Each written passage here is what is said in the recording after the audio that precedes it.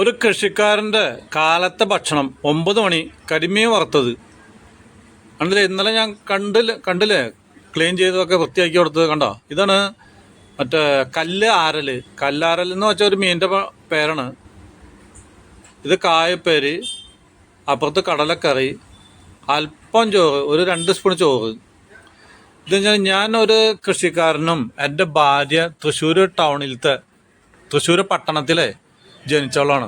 അപ്പോൾ അവളുടെ വിചാരം ഈ കൃഷിപ്പണിയൊക്കെ ഉണ്ടല്ലോ ഭയങ്കര ബുദ്ധിമുട്ടാണ്. ഇയാൾ മണ്ണൊക്കെ കളച്ച് വെട്ടി മുറിച്ചിട്ട് വരുന്ന ആളല്ലേ. അപ്പോൾ അതുകൊണ്ട് ഭക്ഷണമൊക്കെ ഒരു ഡബിൾ സൈസാണ് ഉണ്ടാക്കി വയ്ക്കുക കണ്ടോ. അപ്പോൾ ഇതാണ് ഞങ്ങളുടെ ഭക്ഷണങ്ങൾ. എൻ്റെ അല്ല, എൻ്റെ ഭാര്യ ഉണ്ടാക്കി തരുന്നത് കണ്ടോ. ഇതൊക്കെ കഴിക്കണമെങ്കിൽ ഒരു ഭാഗ്യം വേണം. നമ്മൾ ഒരു സദ്യക്ക് പോകുമ്പോൾ പന്തലിൽ ആൾക്കാർ പറയേ ആളെ കണ്ട് ഇല ഇട്ട് കൊടുടാന്ന് പറയും. അതായത് ഭക്ഷണം കഴിക്കുന്ന ആൾക്കാർക്ക് നല്ല വലിയ ഇല ഇട്ട് കൊടുക്കണം. പിന്നെ വിളമ്പുന്നവരോട് പറയേ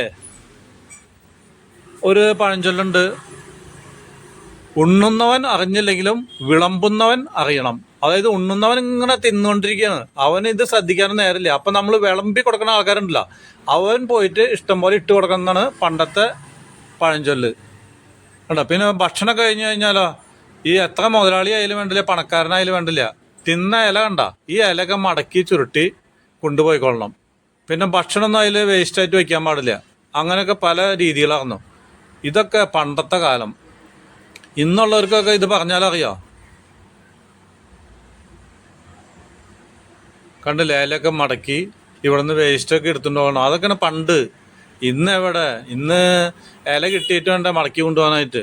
അപ്പോൾ ഇതൊക്കെ ചെയ്ത് കഴിഞ്ഞാൽ ഭാര്യമാർക്ക് ഇവിടെ വൃത്തിയാക്കണ്ട, ക്ലീൻ ചെയ്യാണ്ട